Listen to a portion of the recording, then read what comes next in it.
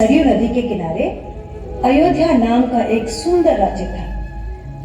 अयोध्या के राजा थे राजा दशरथ। उनकी 3 रानियां और 4 पुत्र थे, राम, लक्ष्मण, भरत और शत्रुघ्न। जब राजा दशरथ ने राम को राजा बनाने की घोषणा की तब सभी लोग बहुत खुश हुए, लेकिन रानी कैकेयी खुश नहीं थी। महाराज, क्या आपको याद है आपने मुझे 2 वचन दिए थे? आज उन वचनों को पूरा करने का समय आ गया है। मेरा पुत्र भरत राजा बने और राम 14 वर्ष के वनवास को जाए। राजा दशरथ की आज्ञा पाकर राम और लक्ष्मण सीता के साथ 14 वर्ष के वनवास के लिए चले गए। पंचवटी में सीता माता ने एक सुनहरे रंग के मृग को देखा। रंग सुनहरा, मृग अति सुंदर, सीता मन को भाए, कोई जाए इस मृग को अति शीघ्र ले आए। सीता माता की इस बात को सुनकर श्री राम मृग की खोज में जंगल की ओर निकल गए। बहुत देर हो गई, प्रभु राम अभी तक लौटे नहीं। लक्ष्मण, लक्ष्मण, हे सीते, हे सीते। लक्ष्मण, लक्ष्मण देखो, प्रभु तुम्हें अपनी सहायता के लिए पुकार रहे हैं। हे माते, ये मुझे किसी मायावी शक्ति का कार्य लग रहा है। आप चिंतित ना हो, भैया जल्दी घर लौट आएंगे।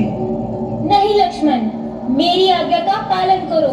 जाओ, प्रभु को तुम्हारी सहायता की आवश्यकता है। ठीक है माते, किंतु आप इस लक्ष्मण रेखा को पार नहीं करना। रावण को ज्ञान था कि वो लक्ष्मण रेखा को पार नहीं कर पाएगा, इसलिए उसने साधु बनने का ढोंग रचा और सीता माता को उठाकर ले गया। भिक्षाम देहि, भिक्षाम देहि। हे मुनिवर, भिक्षा स्वीकार कीजिए। हे देवी, एक साधु का इतना अनादर, घर के द्वार से ही भिक्षा देकर भेजना चाहती हो। जाओ, नहीं चाहिए तुम्हारी भिक्षा। नहीं नहीं मुनिवर, रुकिए, मैं आती हूँ।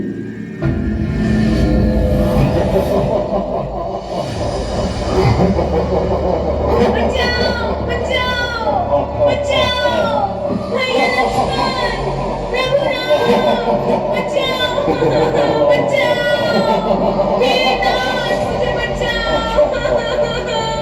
यह धर्मी पापी रावण मुझे उठाकर ले जा रहा है, बचाओ। राम और लक्ष्मण सीता माता को कुटिया में ना पाकर बहुत चिंतित हुए और उनकी खोज में निकल गए।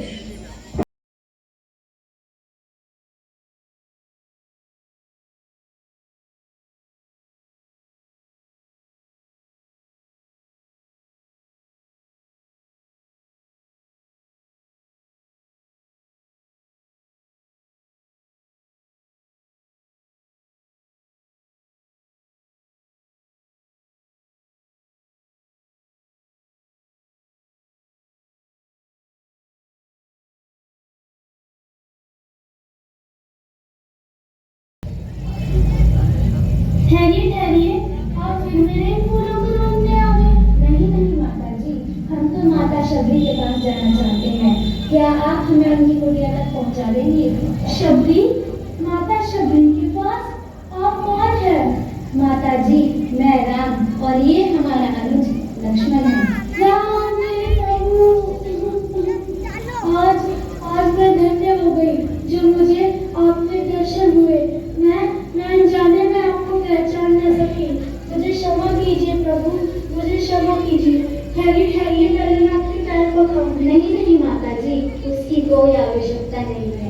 आपके इन स्नेह भरे अश्रुओं से हम पहले ही पवित्र हो चुके हैं। आइए प्रभु, पधारिए, आइए प्रभु।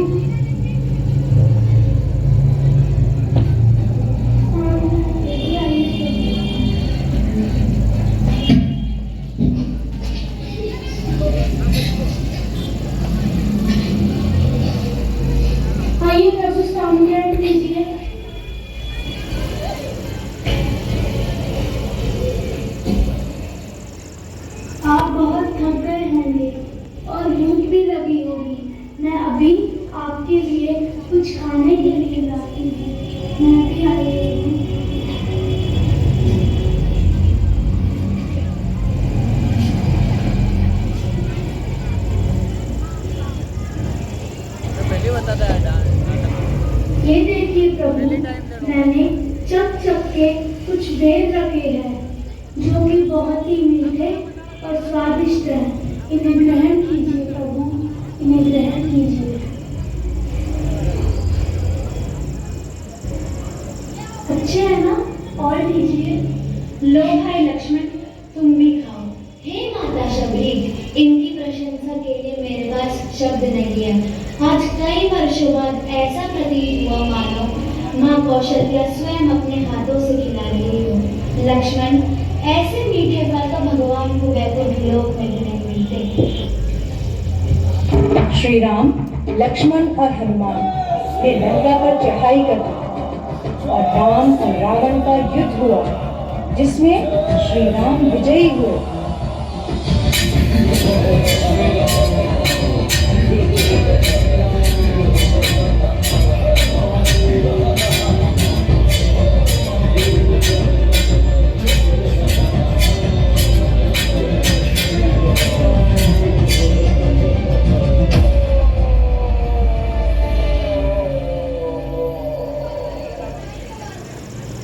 इसलिए इस दिन को विजयदशमी कहा जाता है।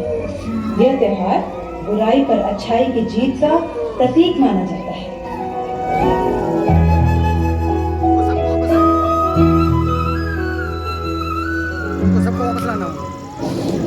कन्हैया जी, कन्हैया जी,